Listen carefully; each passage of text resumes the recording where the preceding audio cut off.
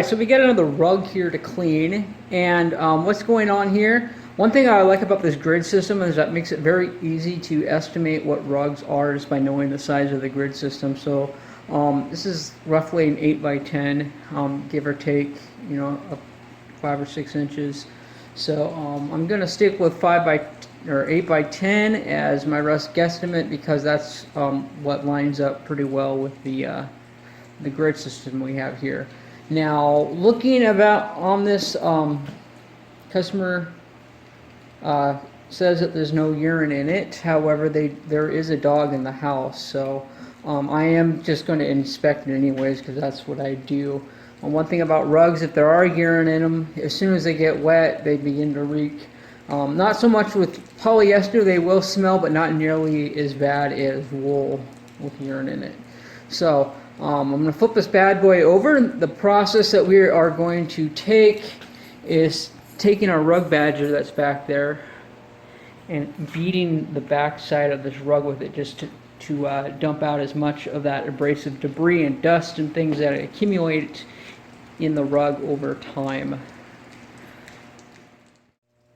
Okay, so I went ahead and flipped this bad boy over to prepare it for the dusting process that we're going to take here. I consulted the tag on there and found out it's like 100% polyester, so absolutely perfectly good to clean. However, one thing the customer did claim that the dog at the house, that yes, there was a dog at the house, had never peed on this before, but one thing I always do, because I know that pets do things that customers are completely unaware of, I just kind of flip it over and inspect things pretty good, and that right there is a telltale sign that the dog probably peed on it once or twice.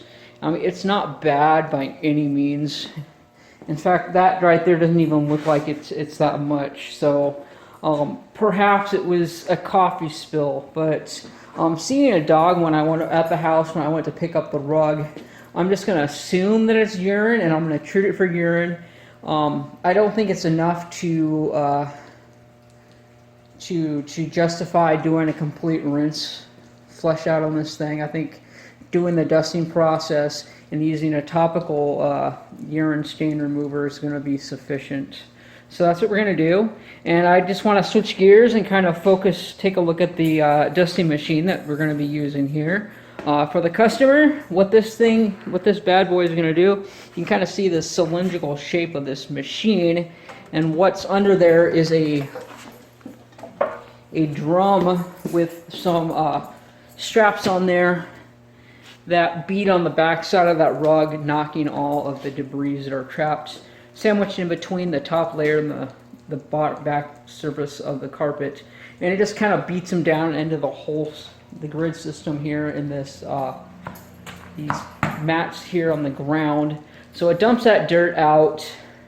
And that dirt is actually what is prone to causing permanent wear damage to your carpets and your rugs anyways, because that's what is grinding the fibers when they get walked on, is that invisible debris accumulation that you're not even aware of, that's just building up in the rug. And if left there long enough, it will eventually just start chewing your rug apart. Especially if you're walking on it. If it's just a decorative piece in your house and it's just sitting there, it can collect dust, and it's not gonna like hurt and destroy anything until, you know, people walk on it, or furniture gets dragged across it, and then you're pretty much hosed at that point. But anyways, we're gonna take care of this. It looks very good on the front side. There's a lot of dog hair on it, so obviously we're gonna groom it for dog hair and all that good stuff. Alright, and for those of you who are interested in learning about the dusting process, if you're using a machine like the Rug Badger, I believe there's another piece of equipment that's similar to the Rug Badger that does the same thing. This tool works extremely well, but you want to be as thorough as possible. So what I do, I go back and forth like this across, back and forth across the whole rug. And then I come at it perpendicular and go back and forth across this way just to get as much of that dry debris out of there as we possibly can. Secondly, we're going to turn it over. And we're going to give it a real good thorough vacuum with our Kirby vacuum cleaners to get up as much of it as we possibly can as well.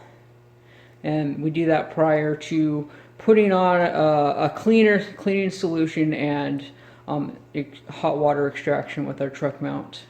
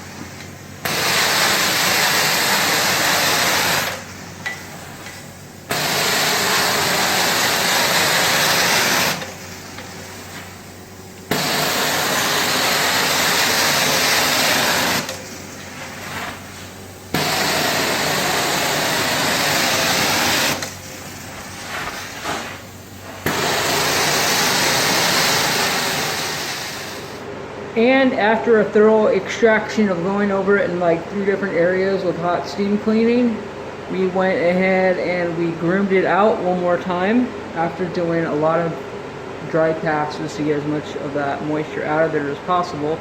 Set up a couple of fans there on the corners to help expedite the drying process.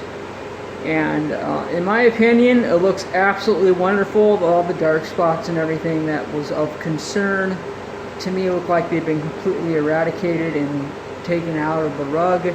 Once this is thoroughly dry, however, we are going to be super thorough. We're going to flip this guy over, and we are going to treat the back with those spots with like an enzyme treatment.